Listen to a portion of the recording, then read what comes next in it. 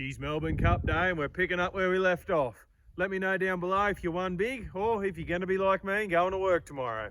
Like I said in the end of the last video, what I'm going to be doing is cutting slots in the bottom of these posts. And I'll lever them up with my crowbar to pull them out of the hole. So let's go and do that.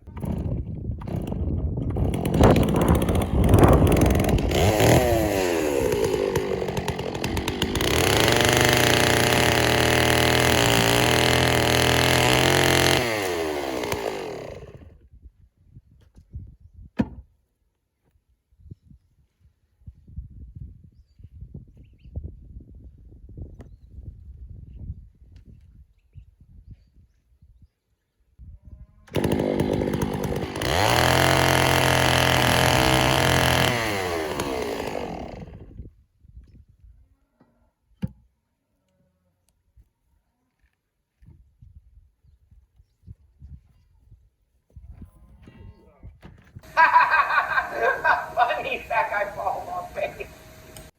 And that's why you clean your site once you've finished a job. But I haven't got my trailer today. It's busy doing other work, so I'm going to have to deal with it. But I'm going to see if I can stay on my feet for the rest of them, eh? Let's get after it.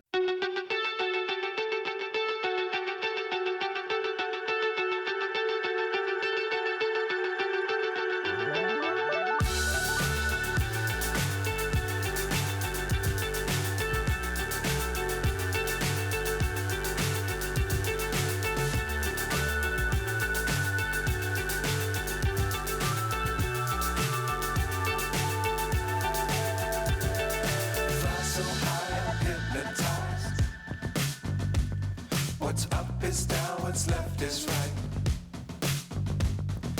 Chasing stars and holding you. I can't see the end, but we'll see it through.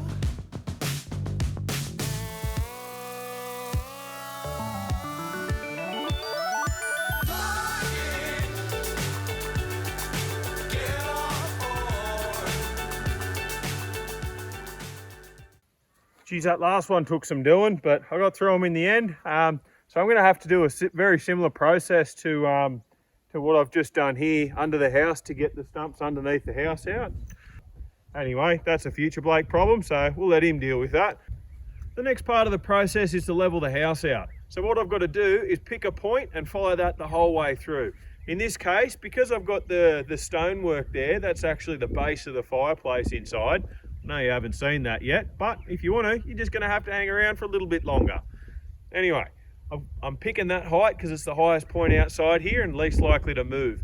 So I'm going to shoot a laser level to that height and try to bring the rest of the bearer back up. To video that, I thought it was going to be a bit of a trick because what I've got my phone on taking the videos is a tripod and my laser level.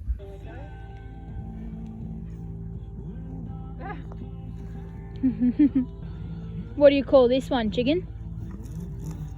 Trick.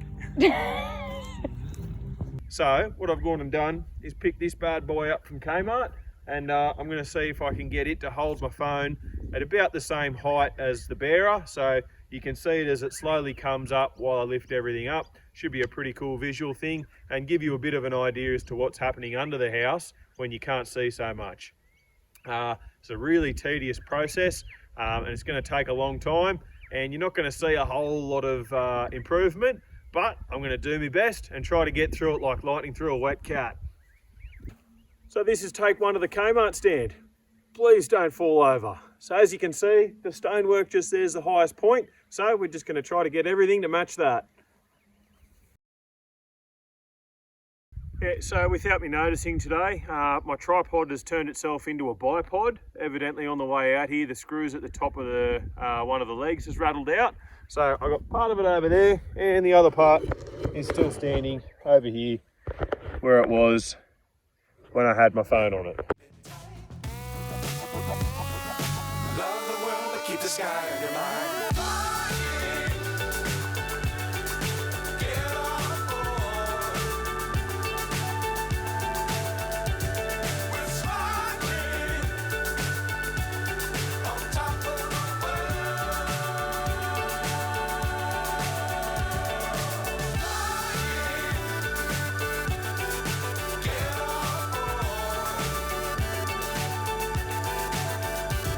We're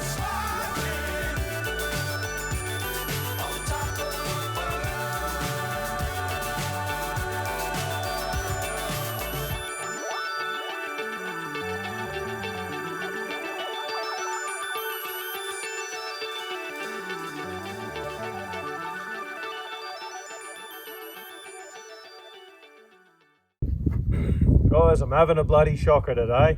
Nothing seems to want to go right for me. So, after the tripod turned itself into a bipod, I've just realised my jack's leaking oil.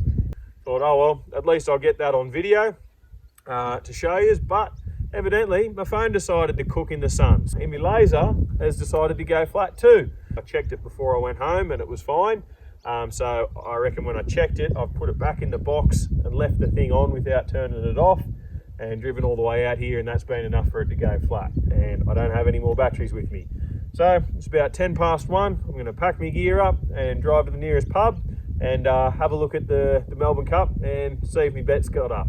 Bit of a storm starting to build out behind me here, so it mightn't have been the worst thing that I've had to pack up early today. Probably saved me getting a little bit wet. I've got some posts I can cut for when I do get up to concreting, so I might go and do that this afternoon. And yeah, so at least I'm still making some kind of progress. That storm did end up following me back, and I got drenched opening the gates to get back home. So after a quick towel dry and a costume change, I was back into it. I got in front of the storm on my way back, but it's not far away, so I'm quickly cutting the steel into more manageable lengths so I can finish up undercover. In the background, you can see Dad and Sam loading the trailer with some cottonseed to feed out to the stock back where I'd just come from. So you can bet they're going to get soaked to the bone before the day's done.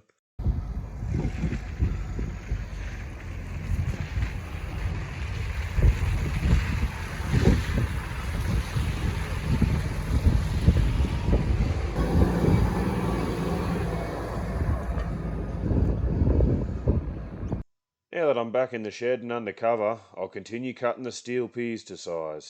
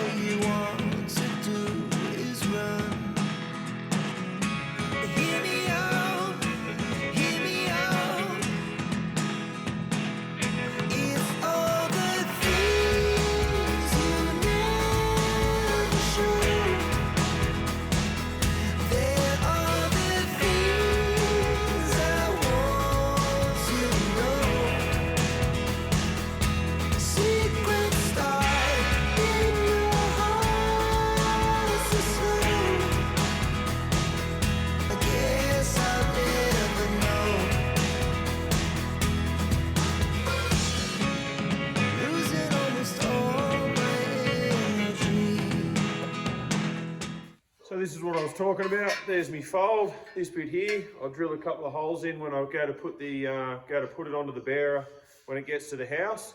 And with the offcut, this bit here, I'm going to weld it to the bottom like that, just to give it a bit of stability when it's concreted into the hole. So it'll stop it from pushing down the concrete too far.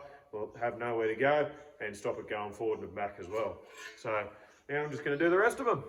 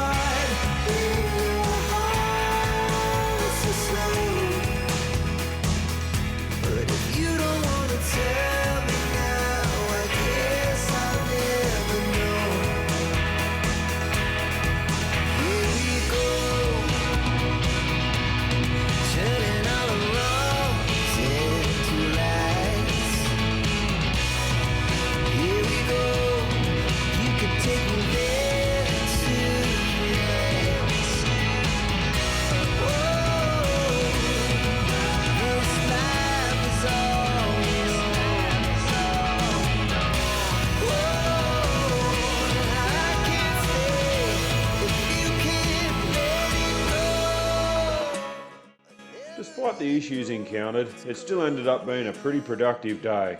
We'll definitely run into more dramas down the road, but I'll just do my best to have a think and see what else I can do to keep the project moving. I'm travelling to Sydney this week to buy some specialty gear to get the house levelled off and the veranda kick-started. Up until this point, the project's really only costed me time. That's about to change real quick. I've had it suggested to me to set up a Buy Me a Coffee page so that anyone who wishes to contribute to the project can do so. So I've set up a page and posted the link in the description below. I don't drink coffee, but I'd definitely love it if you could buy me a beer. I don't expect anyone to feel obligated to donate, and my content isn't going to change regardless, but if you do get the inclination, I'd really appreciate it. Like always, please do me a solid, like the video, leave a comment, subscribe to the page, and I'll see you next time. Hooroo.